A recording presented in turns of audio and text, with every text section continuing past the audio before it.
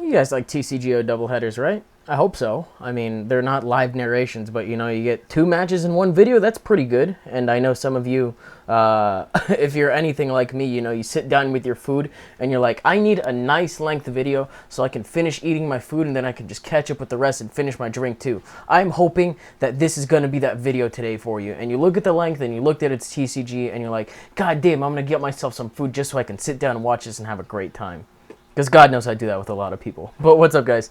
I got a TCGO doubleheader here. I had both of these matches, and I was like, oh, which one am I going to upload on Wednesday? Because I'm narrating this on Monday night, just to have an advance. That way I just wake up, and then all I have to do is record the battle video, and then, you know, I can upload TCG immediately after. I'm such a fucking go-getter, you know.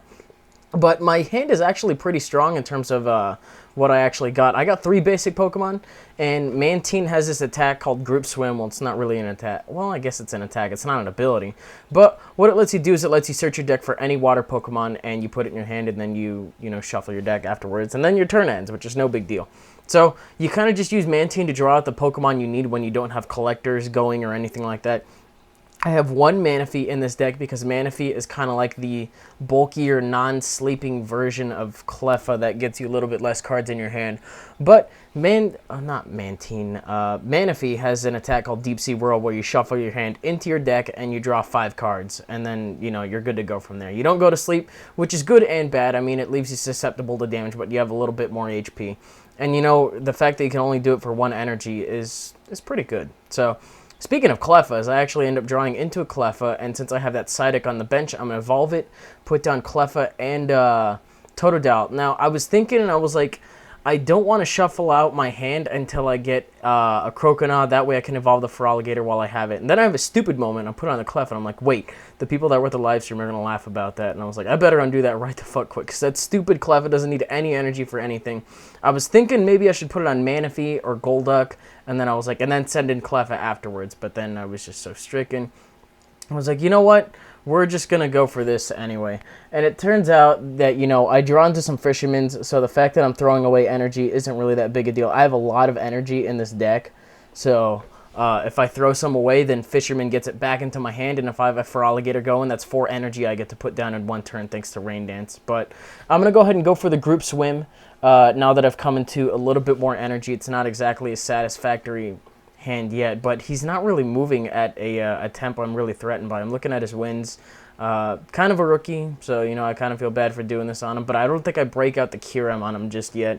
That's the other monster I kind of have lying in the wings. Kyurem is probably one of the most sought-after cards at the moment, and for good reason. I'll show you in this second game that's coming up. But for now, I'm going to put a second energy on Golduck, evolve my my Croconaw, and then I am going to go for the Group Swim in order to get one of these Kyurems on the field. It's mainly just to stall for an idle turn, because once I get Feraligatr in play and then Kyurem in play, I'm either going to bring out Manaphy or Cleffa, and then I'll just shuffle things out. So I'm looking at it, and he's just attacking me. It's like, fucking whatever. I really don't care. But there goes Kyurem, there goes Feraligatr, and I'm going to retreat, not really worrying about my energy because, as I mentioned, I'm able to get all that back in play. Now I'm going to go for the Fisherman and actually get some of this energy back. So that's pretty cool. I'm going to put 1 on the Kyurem, and then I can use Rain Dance to put another 1 on the Kyurem. I thought I would have been a little bit nicer at this point, but I'm showing off what it does right here. Outrage does 20 plus 10 more for every damage counter you have on it. Golduck is when you attach a water energy on it, you get to remove 2 damage counters from it. And then Golduck is similar to Lanturn in that you do 30 plus 10 more for every I think it's water energy on your Pokemon, not in play, if I wasn't paying attention too much. But there's Deep Sea Swirl and Wave Splash, so it's kind of a nice Pokemon I have in there. And I think, well, you kind of know what Feraligatr does. All you really need to know is that he has Rain Dance, which it lets you put down unlimited water energies per turn. So that's good to go. But he attacks me, which is, I found kind of silly, and then, you know, I just end up killing him off there. Take my first prize. Now, this game is interesting in not necessarily a tactics way, you know. I mean, he's going to go for the clutch here and deal 60 damage to me, so I can hit him with an Outrage. But where do I put this energy? I think I put it on that Kyurem just so I can go ahead and Glaciate. I'm pretty sure I Glaciate because I'm looking at the rest of his... No, okay, that's right, that's right. I'm going to go ahead and switch out and get a new hand, get some energy going on. That's what I'm going to do. Now, if he kills off Cleffa, I don't care because the thing is his Clutch's effect still takes effect while I'm asleep. So I don't take any damage, but if I do wake up the turn after he attacks me, I still can't get out of there, which kind of sucks. But now that I have 2 energy in my hand and I have Feraligatr, I can get that onto the field immediately. I don't know what I'm going to put it on. I can probably put one on Manaphy and then one on Mantine, just in case, I need to set up the bench with something else in the meantime. So that's what I decided to do. I'm really just trying to have it in play just for the sake of having it in play. And then after that, I would probably keep them at bay for Golduck. But now that I have my switch, what I can do is I can get Cleffa out of there, and then I can go into Kyurem again and start glaciating, I think. But I have this water energy in my hand. What am I doing with it? I'm counting up my energy to see how much I think Golduck's going to do. So I decided to get that water energy, put it on Golduck, and then he does that little healing thing. But he doesn't have any damage counters on him at the moment, so it's fine. Now you're probably asking why did I use a switch? Because of Clutch. That's the only way I would have been able to get out of there. But Powerful Splash does 110 damage, and that is enough to take him out from that range. That's pretty cool. And I do have the rough skin damage, but I can put a water energy on it. I think if I have any in my discard pile, I can just go ahead and use Fisherman, get some energy, and go from there. I don't think I have too much, though. But if you're noticing and you're kind of keen on the TCGO, you'll notice that everything that he has on the field at the moment has 60 HP. And that's kind of important to what's going to happen then in the next couple of turns. I mean, he does... I think he just Pokemon communicated out for the Ho-Oh, and it's like, okay, that needs like 4 or 5 energies to attack. How are you gonna do that? And then he goes for the Fisherman of his own, and he's gonna start trying to build that thing up, which is like, okay, I can kill that thing off with Golduck, or God forbid I have to with Feraligatr, but Golduck is probably the main offense in this deck, and then Kyurem can be offensive too, but Golduck is more just a single Pokemon kind of thing, and then Kyurem needs damage counters on it in order to do some serious hitting. But, Kyurem's bulky enough, it can take the hits. So I'm kind of showing off what the last 2 Pokemon do. Mantine does have an attack for 40 damage. You shouldn't really use it unless you have to. But right here, I don't really have much of a hand, to be honest. So what I'm going to do is I'm going to get out of here, decide to go into my Kyurem, and it's at this point that if I Glaciate twice, I win the game. So Axew has 60 HP, I'm going to show you right now. And then both of those are Ursaring, and they both have 60 HP. Tepig also has 60 HP. So Glaciate does 30 damage to everything on his side of the field. So since he wasn't able to kill me on this turn, I'm going to go ahead and Glaciate and take a whopping 4 prizes in 1 turn. Now, I don't care how fast he was trying to set up his Ho-Oh, but I kind of just fucked up his plans completely because there go all the prizes. And that's why Kyurem is one of the most sought-after cards in the game, because it does so much damage and it has access to Outrage, so while you're trying to take it down, it can take out the Pokemon that's threatening it. So it's pretty good. So we're going to go ahead and jump into this next match. I think this kind of shows off other things in this deck. I think we got a different thing going on. Let me see. So, I gave it a stupid name because I really don't know what other name to give it. I'm also working on the Dark deck. I recognize that a lot of the votes are for the Dark deck, but I'm missing like 2 or 3 really key things in it. Don't think that I've, completely not heard what you have to say. Like, I'm literally working on it, so just don't worry about it. But here's what I can do. Now, I see Pokemon Collector in my hand, and I also see Professor Oak. So what I'm going to do is I'm actually, I can use Manaphy as a pseudo Professor Oak, and I can use Pokemon Collector to get the Pokemon I need to out onto the bench. I can also go ahead and Pecom out whatever. I can Pecom out this Croconaw to get anything I would like to. So I'm going to go ahead and Pecom out this Croconaw. I think I decide to go for a Cleffa or a Psyduck or something like that. It makes sense to just go for a basic Pokemon. And I figure Mantine is probably the easiest thing to do it with, since, if Manaphy gets knocked out pretty early, I can just go ahead and put an energy on it and then start going for more Pokemon, so that's good. I decided to go for Cleffa, Kyurem, and Totodile, I think, thinking that I went for a Psyduck.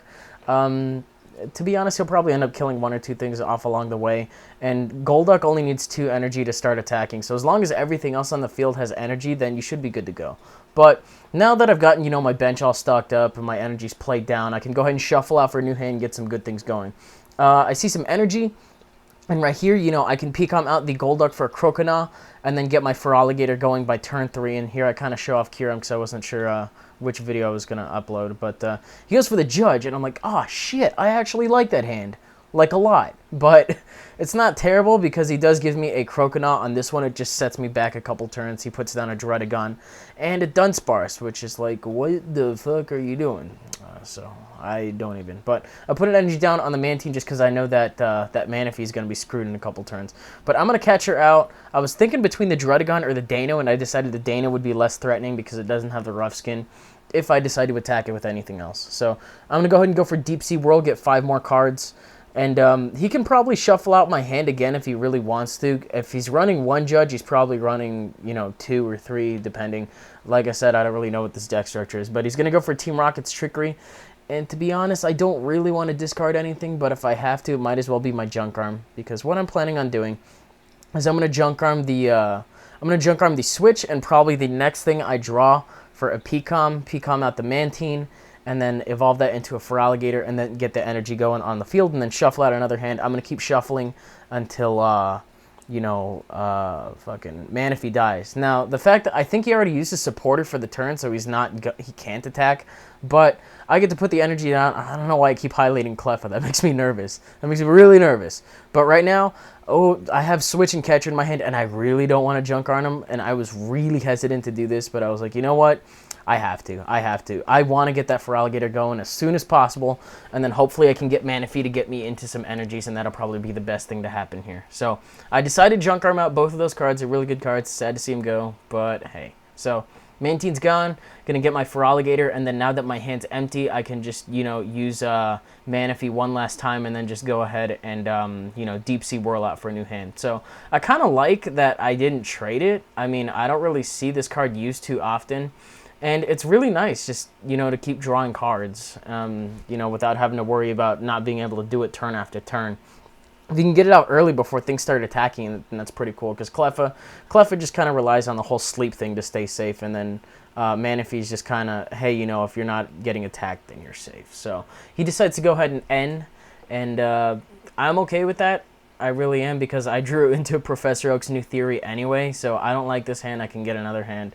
And he does something really weird around here. Now, I'm looking at the Zoroark. The Zoroark is interesting. It's not the best one, though. But he's going to go for that hammer thing. You guys should know what the hammer thing does. If it's heads, he gets to discard an energy for one of my Pokemon. He did not discard it off of Kyurem. And I find that weird, because he can kill me off on this turn, and then when I died, I would have lost that energy too. So I found that really strange, but I think that's my only energy in play too, the one on Kyurem. So I'm kind of set back on energy, so what I decided to do right now is I think I'm going to go ahead and bring in Cleffa, just so I can go for a new hand in case I don't like what I have with the Professor Oak. But Pecom out the Croconaw. Really doesn't matter which one I Pecom out, because Psyduck is not going to be able to get evolved this turn. But I put Psyduck down. And I can go ahead and use Rain Dance to put 2 energies on him, or 2 energies onto Kyurem. I decide Kyurem is definitely going to be the safer one of the two, because I can get some Glaciate shenanigans going on. But I also decide to catch out something else. I don't want that, what is it, not the Zweilous? I think it's Zweilous. That sounds about right. But I decided to go ahead and Professor Oak out for a new hand, get one more water energy. Now, I'm running a lot of water energy in this deck, so I'm actually surprised that I'm not running into any of it. But I am going to go ahead and Pecom out right now for the Golduck, because, hey, you're thinking, oh, he's probably going to Eek. No, I'm not going to Eek. You know what? I really don't care if that Cleffa dies. I don't, because if he kills it off, then that just means I can bring something in safely. And if he doesn't kill it off, then it's whatever. I don't give a shit. So... or I could just retreat it. It really doesn't matter either way. I guess I just decided to start glaciating right now. That works out too. So Glaciate does 30 damage to everything, and it kills off the Clef on his bench. That's also one of the things that I have trouble with in terms of facing Kyurems, because they kill off the babies. With the Archeops deck, Kyurem really puts it in check, because number 1, Landorus is weak to the ice. Clef and Tyrogue are KO'd by it. And it's just hard to take down, because, he can outrage right back, because I don't think any of my attacks can one-shot him. But he also puts the Rocky Helmet on that thing to ensure that if I Glaciate him, I will be taking more damage in terms of Rough Skin and Rocky Helmet. That'll do 40 just for me attacking him, and that's kind of a pain in the ass. But going to go for Sharon, see how many energies I can come into. Decent amount. It's not bad. I get to put 1 down, then thanks to Rain Dance, I get to put a couple more down. but Golduck is going to benefit greatly from the amount of energy that's in play. So what I get to do is I get to put him on Kyurem. Now, I can put as many energies as I want onto Kyurem, but in reality, you know, you could save him for Golduck to heal it thanks to its Poke Power. Right there, choose next trigger. I have no fucking idea what that is. It asked me to choose which one happens first, even though they're both going to happen anyway, which is, I don't really understand the purpose of that, but I'm looking, everything will probably die within 2 Glaciates, and then he puts down a Scraggy, which will also die to 2 Glaciates as well. So if he can't kill off this Kyurem, then he's going to be in trouble. But I decided Professor Oak out for a new hand because I recognize that I'm 10 away from dying. And, yeah, that's going to kind of suck. I think I have to leave it in to die because I don't come into a switch.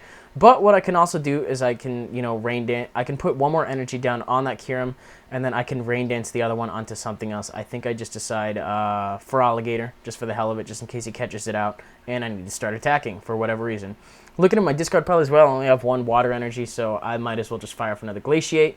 I will take, you know, the 40 damage from that, but now I get to send something in, which I don't know what I'm going to do, but he also gets to take a prize as well because, you know, my Kyurem was knocked out onto recoil. But I knocked out his, what was that, his, Zweilous? No. It's Zeno, and then Dano, and then Zweilous, and then Hydreigon. I think that's it, because it's the German 1, 2, 3. So I think I've been saying it wrong the whole video, so someone probably would have pointed it out in the comments. I just corrected myself. Don't worry about it.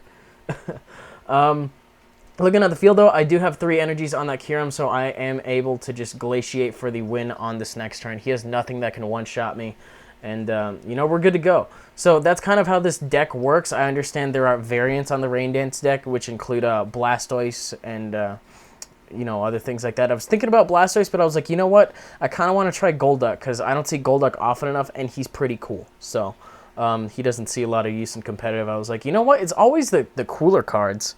Like the, well, not necessarily cooler, but like the NU cards, if you guys have been noticing lately, like, are the best ones in the TCG for no fucking reason whatsoever.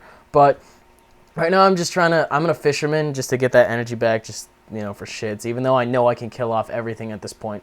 He's got 3 things that'll die to a Glaciate, and I have Kyurem that is able to Glaciate on the field, so I'm just going to put all this energy down. Just, I don't know why I decided to do it. I was like, I'm such an asshole. Somebody forgive me. You know, there's a special place in hell for people that decide to do this, I guess.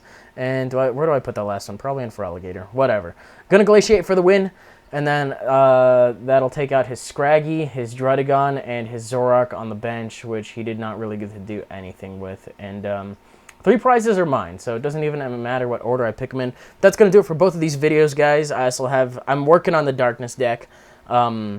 I still need the Tyrannitars and then the Darkness Energies, which boost your attack power by 10.